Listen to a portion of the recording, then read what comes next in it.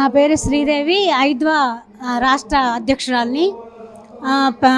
ముఖ్యమంత్రి గారు పిల్లల్ని కనండి అని చెప్పేసి ఈ మధ్యకాలంలో ప్రకటించారు. అయితే రాష్ట్రంలో ఇప్పటికే కుటుంబాల పరిస్థితుల్ని ఆయనకు అర్థమైనాయో కాలేదో అర్థం కావట్లేదు. ఇప్పటికే ధరలన్నీ విపరీతంగా పెరిగినాయి.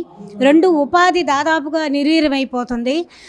ఇటువంటి పరిస్థితుల్లో కుటుంబాల్లో పిల్లల పరిస్థితి, వాళ్ళకి చదువు లేదు, ఉద్యోగం లేదు, ఇటువంటి చెడు వ్యసనాలకి బానిసలుగా మారేటువంటి పరిస్థితి ఈ కాలంలో గణనీయంగా ఉంది.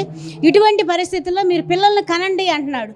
అంటే పిల్లల్ని కనటం అంటే మేము ప్రోత్సహిస్తాము, 25,000 ఇస్తాము, లేదంటే ప్రతి నెల 1,000 రూపాయలు ఇస్తాము, మేము ఇంటర్ చదివే వరకు ఉచితంగా విద్యనిస్తాము అంటున్నాడు. మరి రాష్ట్రంలో ఇవాళ పాఠశాలల పరిస్థితి ఏంటి? ఇవాళ హాస్టల్లో పిల్లలకి సరైనటువంటి మౌలిక సదుపాయాలు లేక ఇవాళ కునారిల్లుతున్నటువంటి హాస్టల్స్.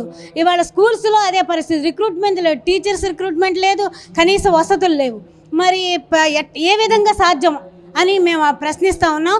అంతేకాదు ఇవాళ వైద్య రంగంలో మహిళలకి పిల్లలు కనే హక్కు మహిళలది.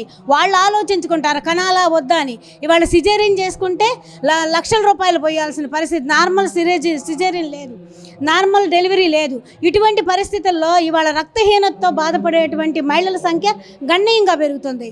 ఇవాళ పౌష్టికాహార లోపంతో కునారిల్లుతున్నారు మహిళలు. అంటే ఇటువంటి పరిస్థితుల్ని చక్కదీయకుండా మీరు రాష్ట్రంలో మీ రాజకీయ ప్రయోజనాల కోసం మీరు పిల్లల్ని కంటం అనేది చాలా దుర్మార్గం.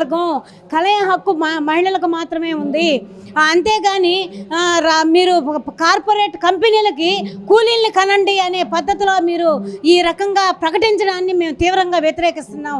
ఇప్పటికైనా దీన్ని ఉపసంహరించుకోవాలి, మౌలిక సదుపాయాలు కల్పించాలి. ఇవాళ అనేక ప్రాంతాల్లో ఉద్యోగాలు లేక డ్రగ్స్కి బానిసలు అవుతున్నారు, మద్యం బారిన పడుతున్నారు. మీకు రాష్ట్రంలో కనిపిస్తుందా ఈ పరిస్థితులని అడుగుతూ ఉన్నాం.